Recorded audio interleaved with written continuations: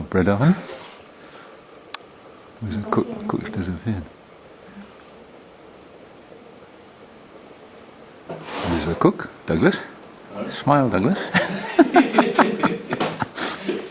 Poor Douglas.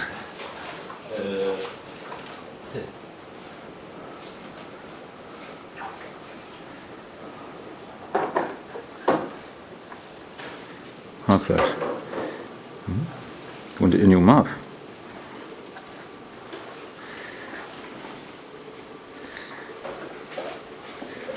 Maybe we should tell them what the tray is. The tray is an old diesel tank out of a Russian 34 tank, T-34 rather, or T-55 or something. It's very good. It holds 100 breads. Oh no, 50. Sorry, 55, isn't it, Douglas? Yes, 55. 55 bread. Yeah. No.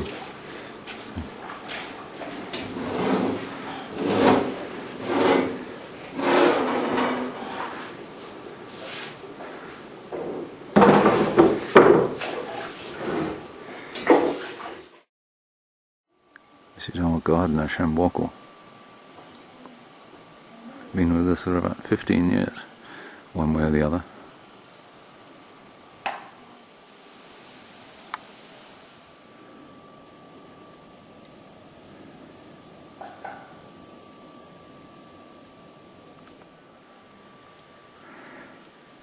Having a wrestling match with a wheelbarrow. He's got quite an interesting clothing on today.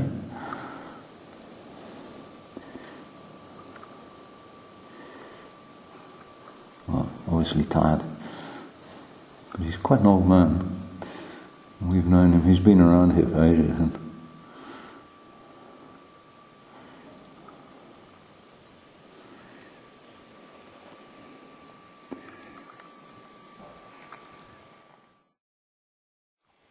this is one of our beehives.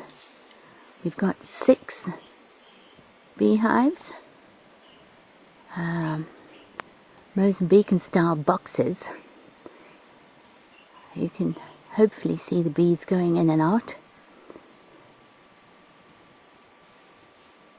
Our OD and our workers have been stung several times by these bees. I never have been stung, not once in 15 years.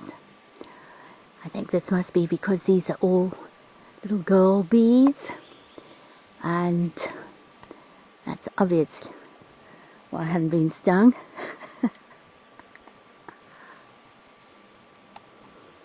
Obviously feminist little girl bees. Right.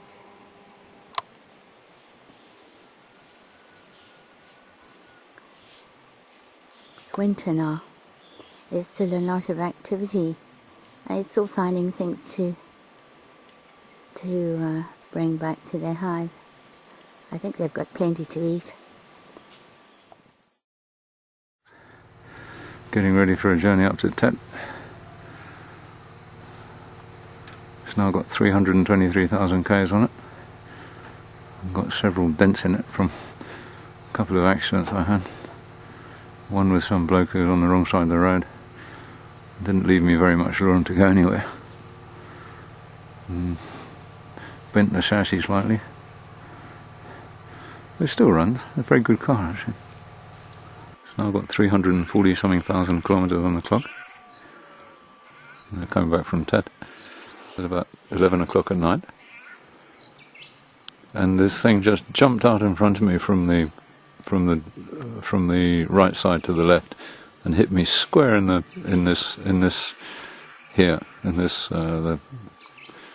headlamp here. Smashed the whole of the front there. The radiator, which I just put in, brand new one from South Africa, cost me about 10,000, 11,000 Metakash, which is about $300. And that all went for a Burton. It destroyed I had to straighten everything out again. It's absolutely amazing. Up time with Daniel, and we've been straightening out. We've been changed the springs on the back because one of my springs broke, and between the two of us we forgot to screw up the blasted back wheel properly, I got up to town and my wheel was all wobbly because the blasted wheel nuts had mainly fallen off, and I was just driving around on studs. I think I had one nut left. I changed the nuts, changed all the studs, 5 of them, bought them in town, changed them all, drove around town for the day, and then on the way back in the evening, luckily it was daylight still, and it was about 5 o'clock. Driving down, we'd done about 16 kilometres out of Shimoyo to home, and the car suddenly sits down on the road, and the back wheel goes past us about 50 kilometres an hour, much to our consternation, as you can imagine. And the nuts had just come off, and the wheel went, the brake drum went. And luckily there was nothing happening, no people on the road. And the wheel just went round the corner, and we were stopped, sitting on the brake. Not sitting on the brake drum, because the brake drum had gone as well. And then I managed to lift the car up, put the wheel back on again, and I had to block off the back.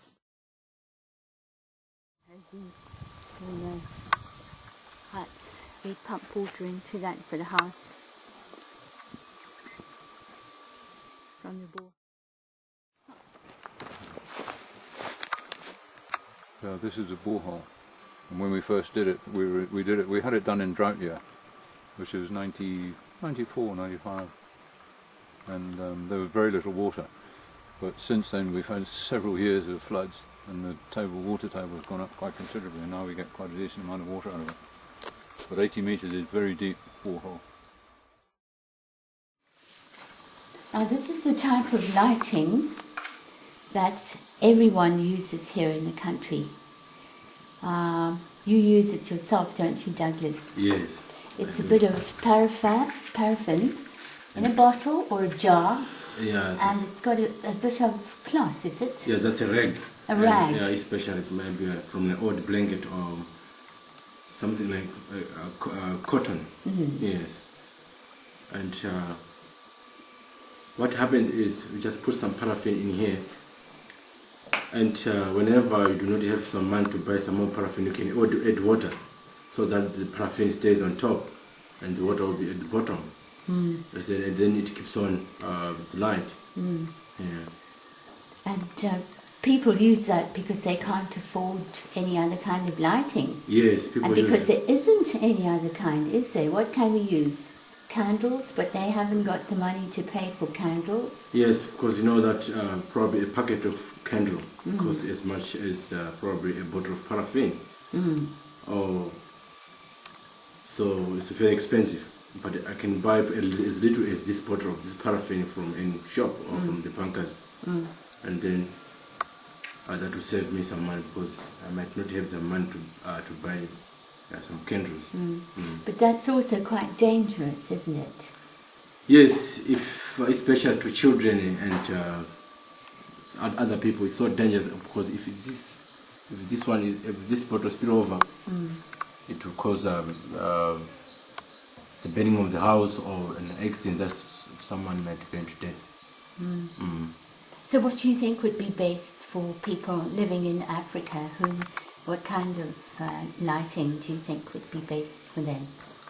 Yeah, I think this is we've got to stick to solar energy. If people in Africa are exposed to solar light or to other methods of solar items, I think that's the best thing, because solar is cheap. You can't buy solar. You mean the sun? The sun, the sun is cheap, but the solar lamps are expensive. They're much more expensive than candles even. Yes. And if people can't afford the candles, they'll never afford the solar. Yes. So that's the problem we have. That's a big problem. We problem. always have this problem in Africa. Yes. That everything is too expensive for us, and that's why people end up cutting down the forests and using things which they shouldn't be using, which are not safe, because they just haven't got can't afford the things. Just like we just use what we have. Yes. Yeah. And until somebody comes up with a solution, well, we have got a solution, but it's too expensive. It is expensive, yeah. It would be nice if someone in Africa could actually come up with a solution. Yes, especially this energy of light is... Because a lot of people in Europe and the West don't even know how we live.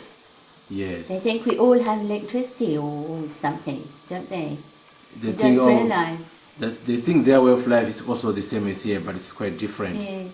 It's very, very different. Yes, and if only they knew, then maybe some scientist would do something to help us and benefit us and the environment as well. Yes. So it would be nice. Yeah. Give you an example of what we use in the evenings at night. The paraffin lamp.